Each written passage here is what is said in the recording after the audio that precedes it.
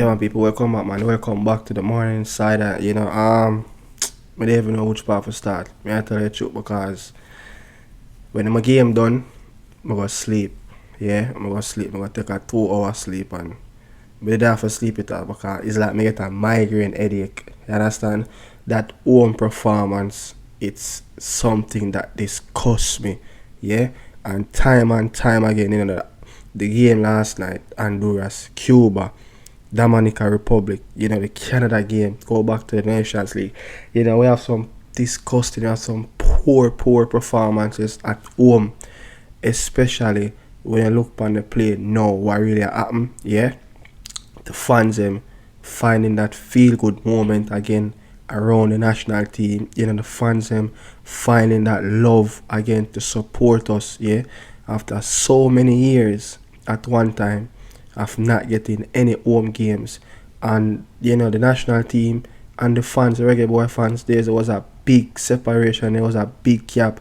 And now to see that the people them are come out, I will cannot give them a very good performances at home. You get what I say? No, man, that game last night against Honduras, man, it was a stinker. You understand? It was a poor game. Look, the first 30 minutes of the game, the Honduran control the game overall. They came out a better team. They look like they want to win the game. They look a little bit more excited. They seems like they're on a journey more than us. It seems like they were playing on their own pitch. You have to give Ronaldo Rueda, a lot of credit of what he did in that game last night. You understand? You have to give him a lot of credit. This Honduras team is not the best. I can tell you, this is not the best Honduras team. But what they came out in that first half and play with guts, play with intensity. You have to give Kevin Arriaga and David Flores a lot of credit. They never gave up in that midfield. Yeah? Never give up in that midfield. They played a lot of high energy. They pressed us deep in our half.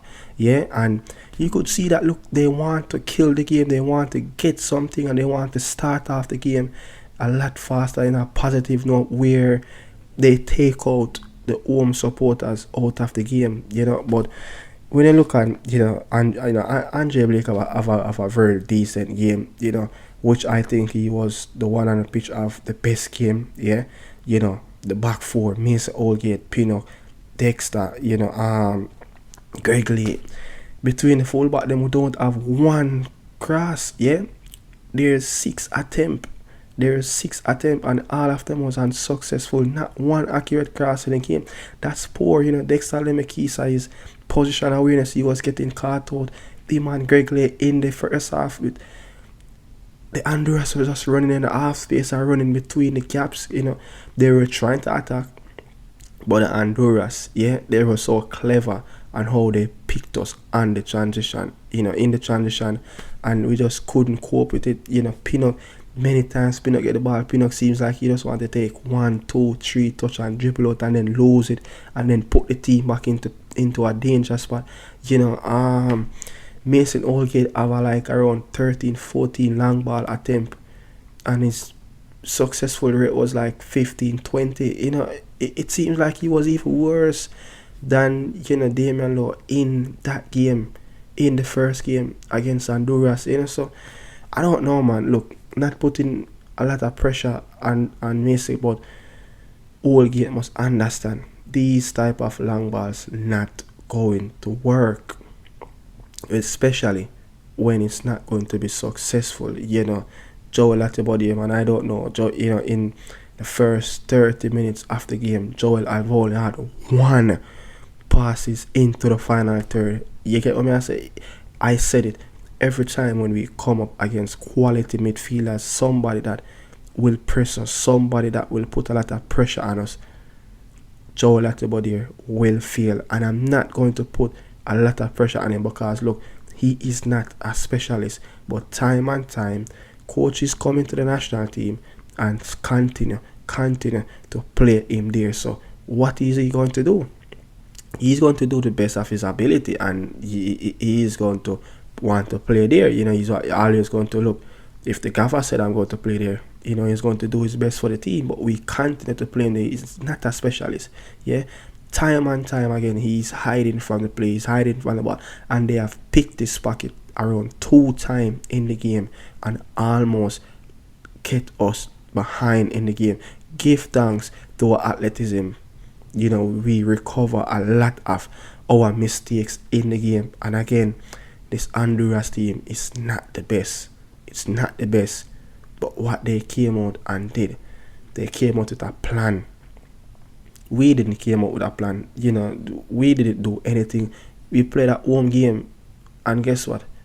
No shot on target. We have around, I think, 8 shot or 4 shot towards the goal, and none of them went on target. The midfield, Tariq Maggie, one time Casey Palmer was trying his best to be that animal in the midfield, trying to run through the midfield, trying to make something happen. Tariq Maggie didn't have his best game. Nobody have a best game on the pitch. The team was playing out of touch. The team was playing out of a system. But this is still the work in progress, people, yeah? This team is still a work in progress. When you go back to Thomas Christiansen, his first 10 games for Panama 4 years ago, he only had 2 wins. Yeah, in competitive, his first 10 competitive games, he have only had 2 wins in that first 10 games. So it's a work in progress. Look where Panama is at this moment. He is the longest reigning manager in CONCACAF at this moment. You could see Panama is a very, is a very well-hired machine. We are going to get there, but we have to say, look, the fans continue to support the team. It's a work in progress. We will get better. Yeah, we will get better. But McLaren, his substitutions have to be a little bit more proactive. You have to take off the players off the field that is not doing the job. Demi performance, it's getting to the fans, and it's getting on top of my nerves at this moment. Demario should have taken off of the pitch. Look, the time when Maggie came off the pitch, Cephas and Dixon came on during that time. You understand? And guess what? When in the first half, when Maggie get the ball, there wasn't a lot of runners. Look what happened in the game. I said it. Bobby Reed is Tariq Maggie's security. He was the one that will make the forward run. He was the one that was making a forward push and trying to get on the ball, trying to give Tariq Maggie something to play through when he's making those forward runs. When Maggie came off, for Dixon, and Dixon came out on the pitch, and every time when young Walter Boy, when young Pearl get on the pitch, it seems like there was always something that's going to happen. And in 5 minutes on the pitch, he get the crowd wild up because he took that shot. Yeah, he took that shot trying to hold off Kevin Arriaga, that big 6'4" player, and Dixon is just 5'6", 5'7", you understand? And he had the first dangerous spell in the game, and it took us around just over an hour to get that little spell in the game. Cephas came on, changed the game completely. Look like somebody that want to run. Look like somebody that want to take on defenders, which Demario Gray and Norman Campbell wasn't doing. When they were playing with Tariq Maggie, what those 2 players did, they clustered up the midfield. They come in short. They're not running behind. They're not giving us the width. And they're taking too much touches on the ball. So Mikel Antonio, he was just strolling around the park. I was like, okay, when are we going to have enough of Demario Gray and Mikel Antonio performances on the pitch? Yeah, man, it was a very stinker game. It was a very stinking, it was disgusting, that game. It was disgusting. The performances, look, I am a little bit scared of what happened last night. Might drown the fans. Yeah, it's the Jamaican fans. When they decide that they're going to support, they will support. But when they decide that they're going to put on their bias shirt and not support, the support will not come. Look at the attendance in the national stadium.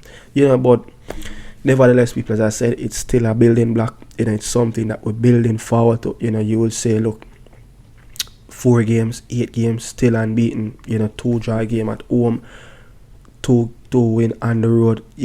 It seems like this team was embedded into a transition team of what happened into the Tapa era, what happened in the Coach Alf Grimson era, and now we're trying to play that possession game.